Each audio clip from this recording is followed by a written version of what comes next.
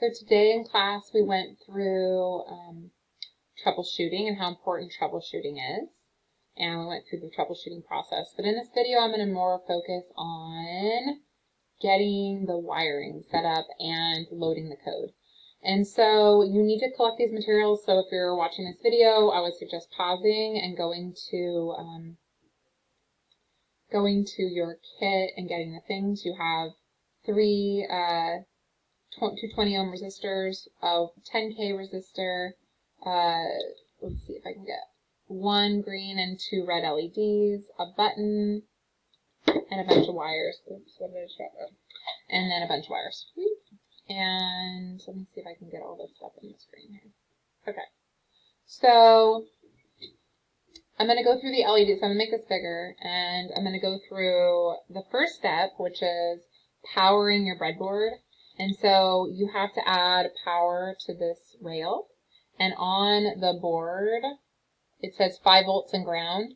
So I'm going to plug a red wire into 5 volts and a black wire into ground, which is just usually what you do. Those colors kind of go together.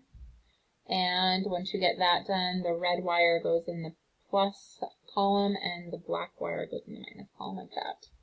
So take a second to get that done. 5 volts and ground, and plug those in. Again, ground is going to be black and red is going to be 5 volts. Okay, so now I can use that power when I'm making my circuit.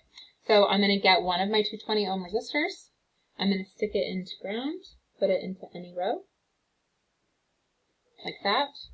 And then I'm going to take my LED and take the negative, I'm going to start with my red. So see that? I have my short end is here, my long end is here, if you look at the length of them. So the short end is negative. I'm going to put that in the same row as the resistor, and the other leg is going to go somewhere else. And it doesn't matter what row the other leg goes in, it's like, that's how mine looks. And I can kind of zoom in a little bit. And then I'm going to take that row where I put the red LED, I'm going to plug that in, and then the other end of this wire is going to go into the digital pin 5, like that. Okay, so that's my first LED. Then I'm going to do my next LED, do the same process, put an LED in a row, like that. Get the negative side of my LED, plug it in, like that. And then a wire, I'm going to use a different color. I use blue, so I'm going to use orange. That orange wire will go to digital pin 4. Okay. Now I'm going to do another LED.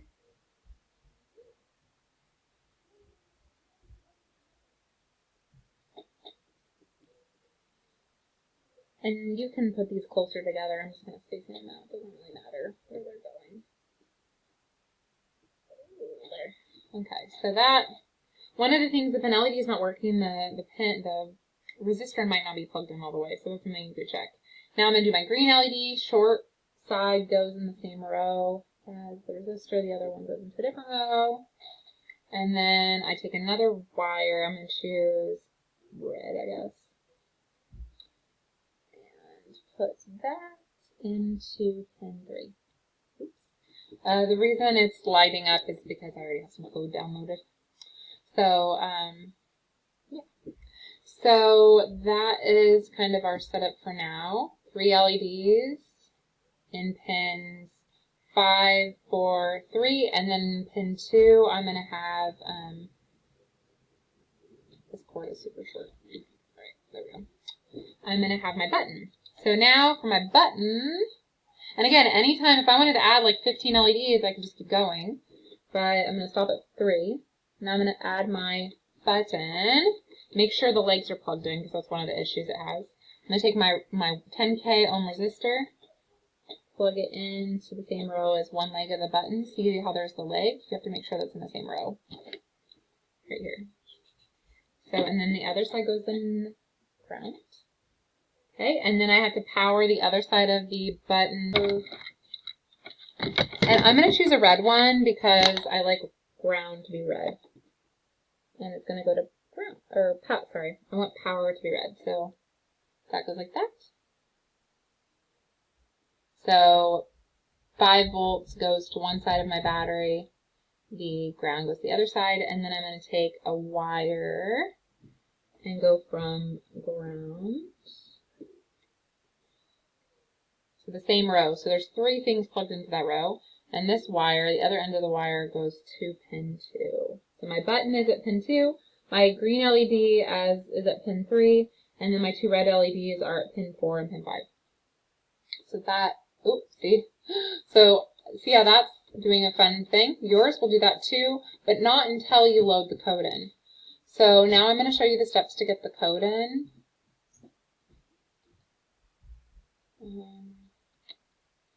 Alright, so I shared these slides with you in the classroom. And so first you have to download the code. I already wrote the code for you. So you click this and click the link, and it's going to go to my Google Drive, and I'm going to click download. And it's going to download wherever my downloads go. So it'll probably be in one of your folders on your computer. So you push download. Then I'm going to go to CodeBender. Here's the CodeBender link. And I will, at this point, need to have, again, my Arduino needs to be plugged into the cord, the programming cord, and the other end needs to be in my computer, and that's just like a hub I have. But so one end of your USB is going to be in your computer, the other one is going to be in the Arduino. And then this code is nothing, it's blank, right? So if I run this code, my LED will turn off. See? Boo, sad. And nothing happens when I push my button. Tears in heaven. Alright, so now we're going to go to these 3 lines. I'm going to go open. And I downloaded that code, I have to find it. So you're going to go into your downloads and find it. I've downloaded it 3 times, so I have multiple. So I'm going to click that file, and I'm going to push open. Boom, there's the code. I run it on my Arduino.